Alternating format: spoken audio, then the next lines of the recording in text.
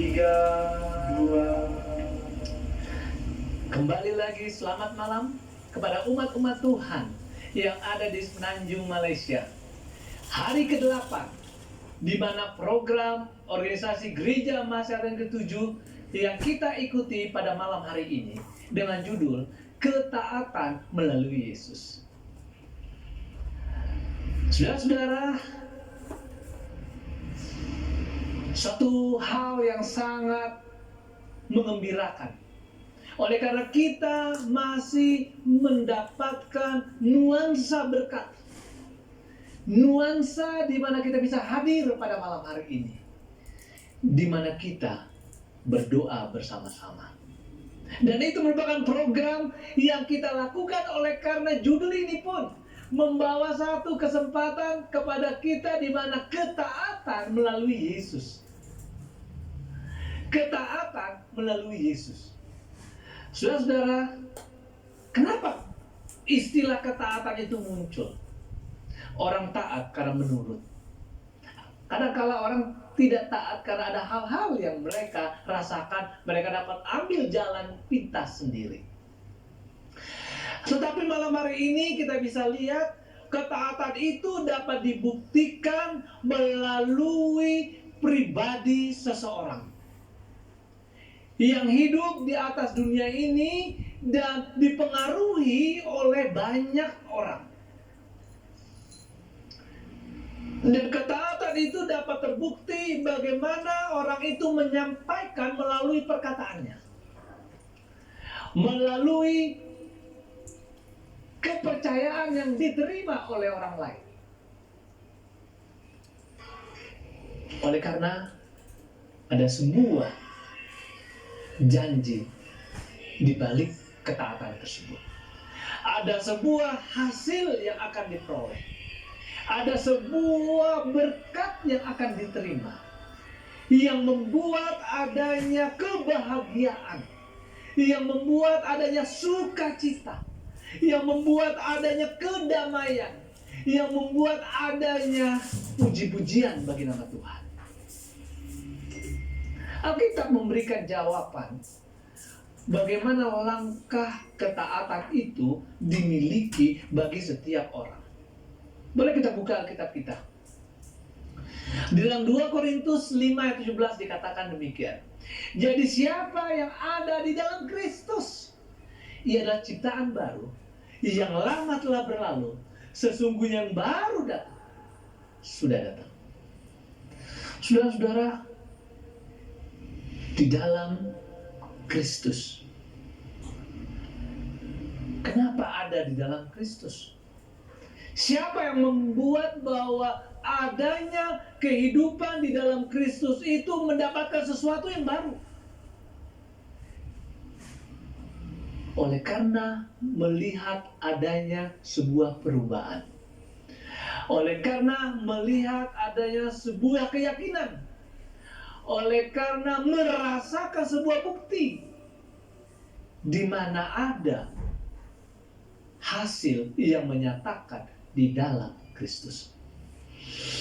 Di dalam 10 hari berdoa ini, saudara, kalau kita perhatikan di mana ketaatan melalui Yesus ini pun didasari sebuah peristiwa yang luar biasa.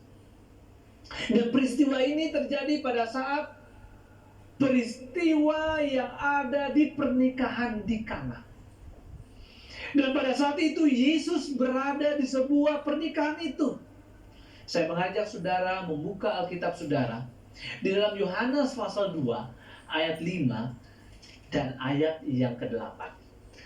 Yohanes pasal yang kedua ayat yang ke-5 dan ayat yang ke-8. Dikatakan sebagai berikut.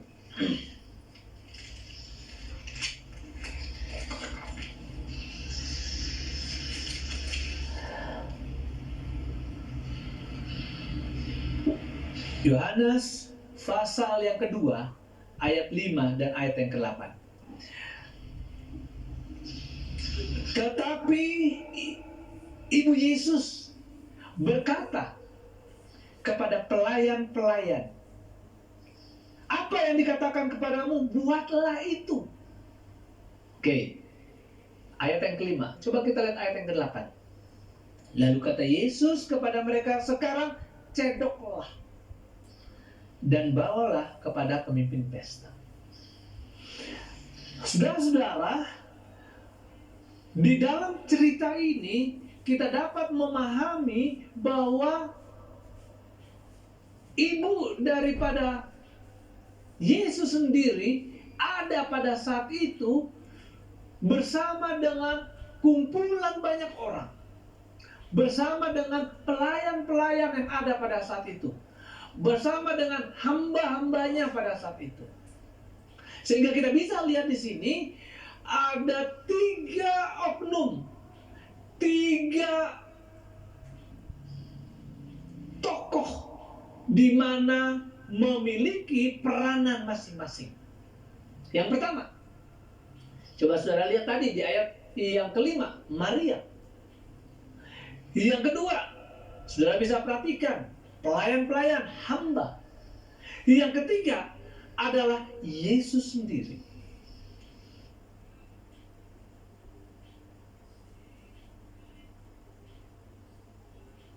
Peranan pertama.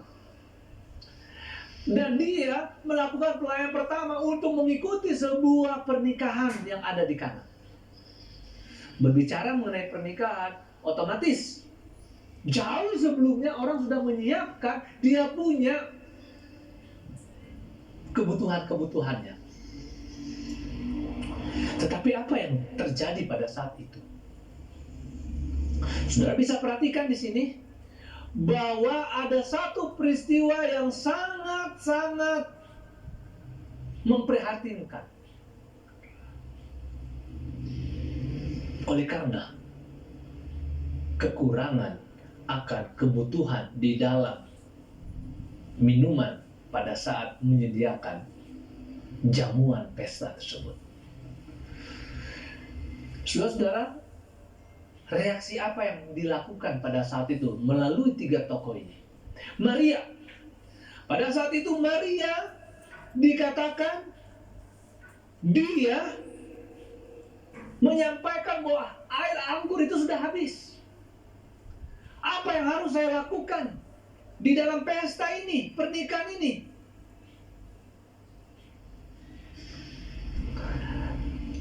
Dan pada saat ini ibu daripada Yesus, dia katakan di ayat yang kelima, kepada hamba-hamba atau pelayan-pelayan tersebut, apa yang dikatakan kepadamu, buatlah itu. Saudara, apa yang dikatakan oleh Yesus? Sementara pada saat itu ibu Yesus sendiri, yaitu Maria, dia hanya mau menyampaikan kepada pelayan-pelayan itu atau hamba-hamba itu, dikatakan apa yang disampaikan oleh orang ini lakukan. Satu kata yang dipegang oleh para pelayan hamba pada saat itu adalah trust, percaya, kepercayaan. Maria mencoba membangun kepercayaan para hamba kepada Yesus. Dia membangun ketaatan, dia membangun penurutan, dia membangun keyakinan para hamba kepada Yesus. Tokoh Maria menjembatani bagaimana membangun kepercayaan para hamba kepada Yesus. Dan sekarang hamba itu, dia juga punya peranan yang sangat penting untuk melakukan penurutan kepada apa yang disampaikan oleh Ibu Maria.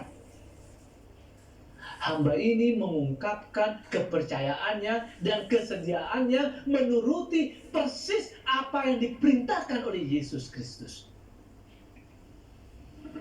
Saudara-saudara, kita bisa lihat di sini dikatakan di mana di ayat yang ke-7 Yesus berkata kepada pelayan-pelayan itu, isilah tempayan-tempayan, isilah tempayan-tempayan penuh dengan air, dan mereka pun mengisinya penuh dengan air sampai penuh. Saudara, bukan hanya sampai di situ, tetapi dikatakan kembali, cedoklah. Sekarang cedoklah dan bawalah kepada pemimpin pesta. Saudara, kalau secara pikiran manusiawi hanya isi air, ya air kembali kepada air. Tidak ada hal yang menjadi sebuah perubahan kecuali dia tambahkan adanya zat-zat yang lain. Tetapi hamba ini dia mengungkapkan kepercayaan, kesediaan yang menurut persis apa yang diperintahkan oleh Yesus. Hamba ini tidak bertanya atau membuat argumentasi, tidak. Tetapi dia melakukan apa yang disampaikan kepada siapa? Yesus. Tokoh yang terakhir, Yesus. Apa yang Yesus lakukan? Saudara-saudara, setelah kita melihat pada waktu Yesus mengatakan hal tersebut, dan Yesus memberikan perintah kepada pelayan-pelayan itu untuk mencoba mencicipi apa yang telah mereka lakukan. Pembuktiannya adalah di mana pelayan-pelayan itu berkata kepada Yesus bahwa di ayat yang ke-10, setiap orang yang mengidamkan anggur yang baik dahulu dan sesudah orang puas minum, barulah yang kurang baik akan. Tapi engkau menyimpan anggur yang baik sampai sekarang ini. Saudara-saudara, air anggur itu lebih nikmat daripada air anggur yang disiapkan pertama kali. Inilah membuktikan bahwa ada sebuah mujizat yang dilakukan oleh Yesus, yang menyatakan bahwa setiap orang yang menuruti akan perintah Allah akan membawa sebuah kebahagiaan, akan membawa sebuah kenikmatan, akan membawa yang hasilnya kepada keselamatan. Saudara-saudara, inilah cara kerja yang Yesus tunjukkan melalui penurutan akan iman. Saya dan saudara malam hari ini, kita yakin dan percaya, kita memilih untuk mempercayai Yesus, menempatkan kehendak kita pada pembuangannya, kepada tangannya, dan mengambil langkah-langkah iman yang taat. Yesus dan hanya Yesus yang melakukan mujizat. Itulah cara penurutan yang dilakukan. Dan bagaimana cara bekerjanya? Saudara lihat cara bekerjanya dalam Roma pasal 16 ayat 25 sampai 27. Cara bekerjanya yang dilakukan oleh Rasul Paulus menjelaskan bahwa sebuah misteri telah diungkapkan di dalam diri kita untuk tujuan yang pasti, untuk mendatangkan ketaatan iman. Dengan sebuah penurutan akan ada misteri yang diungkapkan dalam diri kita untuk tujuan yang pasti. Dan misteri itu adalah di mana Yesus Kristus di dalam diri kita. Yesus Kristus di dalam diri kita. Oleh sebab itu saudara bisa buka, saudara punya Alkitab di dalam Kolose pasal yang pertama. Kolose pasal yang pertama ayat yang ke-27 dikatakan sebagai berikut. Kepada mereka Allah mau memberitahukan betapa kaya dan mulianya rahasia itu di antara bangsa-bangsa lain, yaitu Kristus ada di tengah-tengah kamu. Kristus yang adalah pengharapan dan kemuliaan. Kristus adalah pengharapan dan kemuliaan, karena Yesus Kristus di dalam kita. Saudara-saudara, pertanyaan yang muncul di dalam ketaatan, penurutan kepada Yesus Kristus itu, bagaimana ketaatan dan penurutan kepada Yesus Kristus? Yang pertama, ketaatan itu atau penurutan itu perlu adanya iman. Kenapa? Ciptaan yang baru yang lama telah berlalu, yang baru kita peroleh. Memiliki Kristus.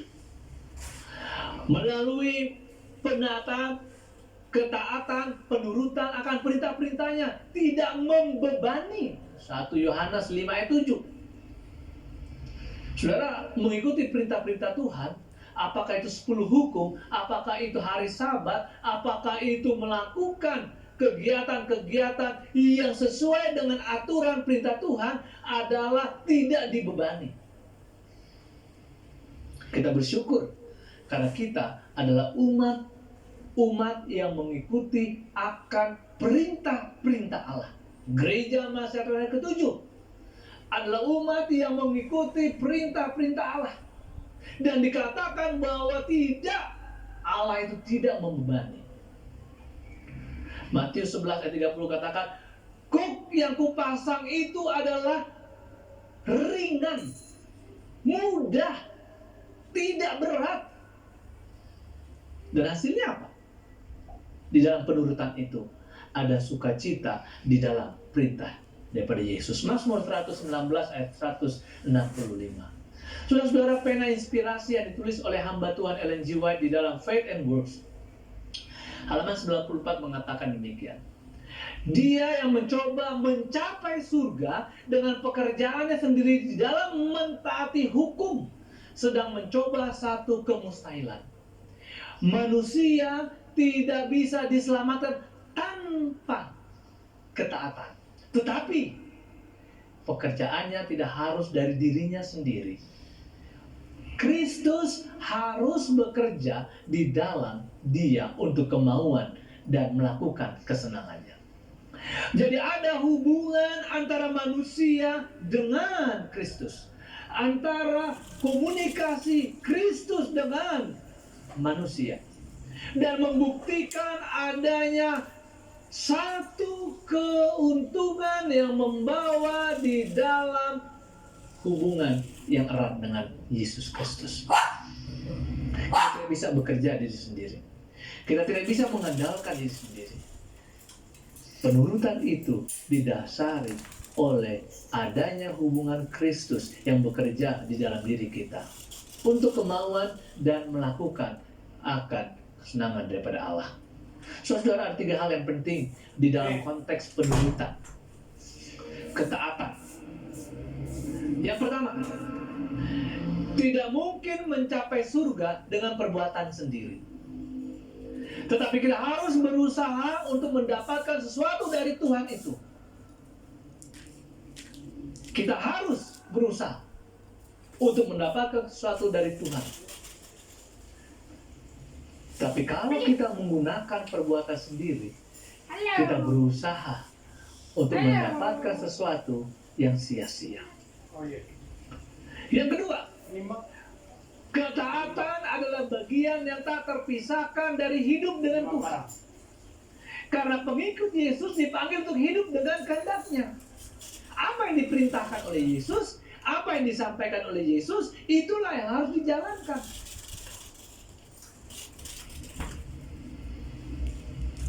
Apakah dia berdoa? Apakah dia mengajarkan firman Allah? Apakah dia melakukannya setiap saat? Apakah dia bersaksi? Apakah dia menyampaikan hal-hal yang lain yang tidak melawan akan perintah firman Allah? Ketaatan adalah bagian yang tak terpisahkan dari hidup dengan Tuhan. Yang ketiga, hal yang penting, ketaatan tidak harus menjadi pekerjaan kita sendiri, tetapi keajaiban yang dicapai oleh Kristus di dalam kita. Saudara, pertanyaan yang muncul pada malam hari ini, di dalam ketaatan atau penurutan, peran apa yang kita lakukan? Dalam penurutan melalui Yesus, peran apa yang kita lakukan? Kita tidak dapat melakukan apapun untuk menyelamatkan diri kita sendiri. Tetapi Tuhan menghormati kehendak bebas manusia dan mengizinkan kita untuk memilih. So, luar biasa. Ada hak diberikan untuk bebas memilih. Ada penurutan yang dilakukan melalui Yesus oleh karena pilihan daripada manusia itu sendiri.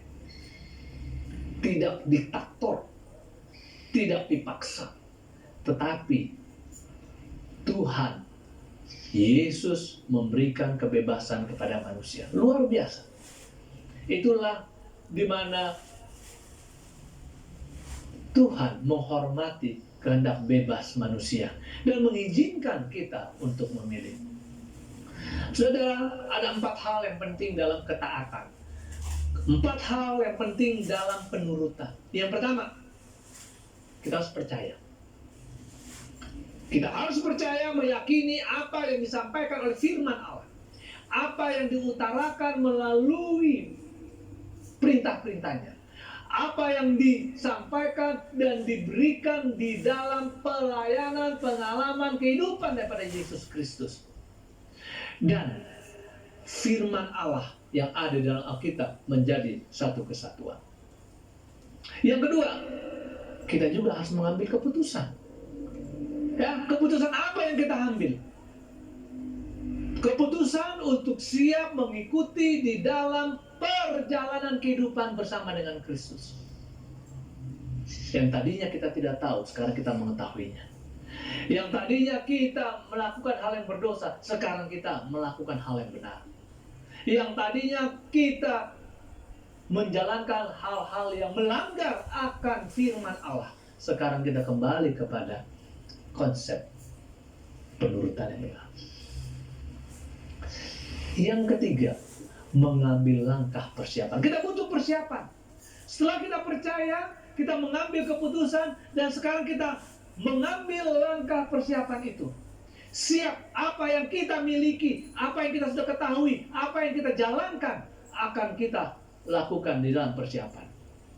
Setelah itu yang terakhir, 4 hal yang terakhir adalah Tuhan melakukan pekerjaan keselamatan. Saudara, inilah dia 4 hal penting di dalam penurutan. Kita percaya, kita mengambil keputusan, kita mengambil langkah persiapan, kita melakukan pekerjaan keselamatan yang Tuhan berikan kepada kita. Tuhan akan bekerja bersama dengan saya dan saudara. Ellen G. White menyampaikan di dalam tulisannya, ditulis dalam sebuah buku, Ye Shall Receive Power, halaman 10. Tuhan merancang bahwa kekuatan ilahi akan bekerja sama dengan upaya manusia. Jangan khawatir, kita jangan undur, kita jangan putus asa, kita jangan kecewa, karena kekuatan ilahi akan bekerja sama dengan upaya manusia. Kalau manusia itu menurut akan perintah Allah, menurut akan firman Allah yang benar, dia merancang kekuatan ilahi akan bekerja sama dengan upaya manusia. Yohanes 14 ayat 21 katakan, barang siapa memegang perintahku dan melakukannya, dialah yang mengasihi aku. Dan barang siapa mengasihi aku, ia akan dikasihi oleh Bapakku, dan aku pun akan mengasihi dia dan akan menyatakan diriku kepadanya. Luar biasa, saudara. Penurutan membawa satu gambaran yang akhirnya hubungan antara Yesus dengan manusia merupakan satu hubungan di dalam hubungan yang erat. Saudara-saudara yang kekasih dalam Yesus Kristus, kiranya pada malam hari ini, sementara kita sudah mendengarkan penurutan, ketaatan melalui Yesus itu, ini akan membawa sebuah langkah kehidupan kita. Langkah di mana kita selalu berdoa kepadanya, meminta pertolongan dengan tuntunan Roh Kudus. Dan pada akhirnya, sukacita akan kita peroleh. Kedamaian akan kita peroleh. Dan keselamatan itu pun akan kita terima. Oleh karena kita menurut akan perintah-perintah Allah. Kita menurut akan peraturan-peraturannya. Kita menurut akan segala apa yang difirmankan oleh Allah. Ya, pada akhirnya umat-umat Tuhan gereja Mahasiswa Advent hari ke-7 akan menerima berkat yang luar biasa. Dan kepada kita semua yang mendengarkannya, yang pada akhirnya mengambil satu keyakinan bahwa di dalam Kristus ada sebuah kemenangan, di dalam Kristus ada sebuah keselamatan. Oleh karena apa? Oleh karena penurutan dan ketaatan melalui Yesus Kristus. Kiranya Tuhan akan memberkati kita dari sekarang sampai selama-lamanya melalui kegiatan pada 10 hari berdoa. Tuhan memberkati.